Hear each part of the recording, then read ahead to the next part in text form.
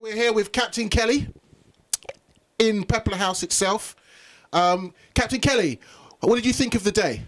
Well, it's been a beautiful sunny day, and the people that have been out there have been trying to get the message across, and you've arrived and the other press have, so apparently they are getting the message out to the media, which I'm very happy about, because when the public and the people who live within the realm of the housing estate that these other people which want to build on it, when the people who live here have something to say, then you know, the majority says it, and that's what they've done today. So I think that's good.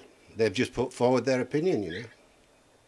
So, since the whole campaign began a few months ago, how do you feel the progress is going? Do you feel that there's more and more people locally who are getting to understand where the whole thing's coming from, and they're getting to recognise that, you know, the power is actually within themselves to actually make decisions about their lives rather than things always being from the top down?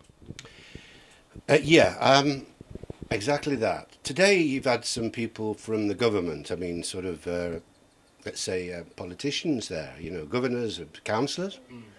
And so certainly the message is getting across. But let me just say something now, because, you know, I'm stood here, which doesn't quite fit in with what you're doing. I'm Captain Kelly, the guy that took Sting to the Amazon and made the first film ever about tribes that have not been contacted by civilization in 1970. And that's what I'm still doing, trying to draw attention to the protection of the forests, which makes the oxygen for everybody here to breathe, you know. And there's a tribe just arrived that was thought extinct, that have been attacked by the invaders, and they've asked for my help. So I put the headdress on today to speak to you about the same sort of thing, in a way, you know, that's happening here. People trying to be, let's say, moved off the land, as the Indians have been moved off the whole of their land, and the Africans off the whole of their land, by the capitalists. Exactly. I mean, in a funny way, you know, there is actually a connection, although it might not be so obvious or so apparent, but it is the same thing. It is about people being moved off their land and people talking about so-called unlocking value and so on and so on. And in a very kind of, you know, ironic way, it is actually the same thing, although people might say, well, here we are in the rich industrialized West, so, you know, who are we to say that, you know, we have problems or poverty and so on when we compare it with other parts of the world. But there is actually a connection in the same sorts of way, because it is the same sorts of people who are trying to push the same sorts of agendas wherever we are globally. Exactly.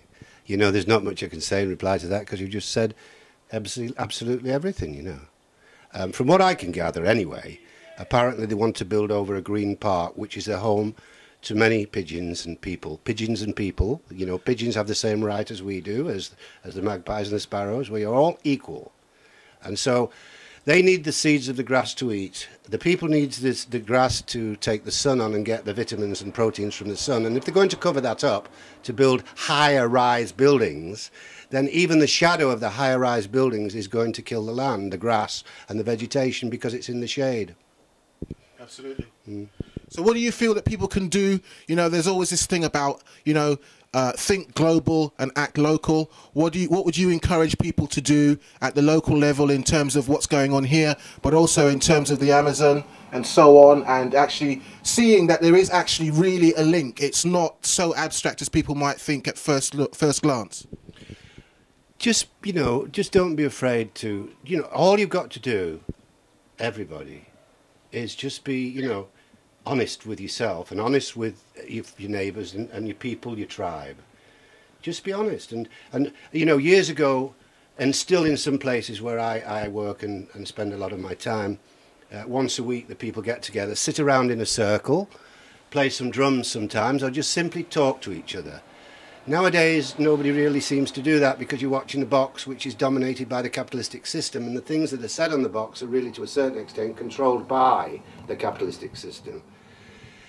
So people should just go to that park, maybe once a week, sit around and have a chat. And then the people who control it all will have a chat with them. And we wouldn't get to this extreme where, you know, they're trying to, you know, make, what is it, a stance against the villain company, is it? But they would understand each other. What I can see is happening here is the same as happening with all people. All people. Misunderstanding of each other, misunderstanding out of fear of each other.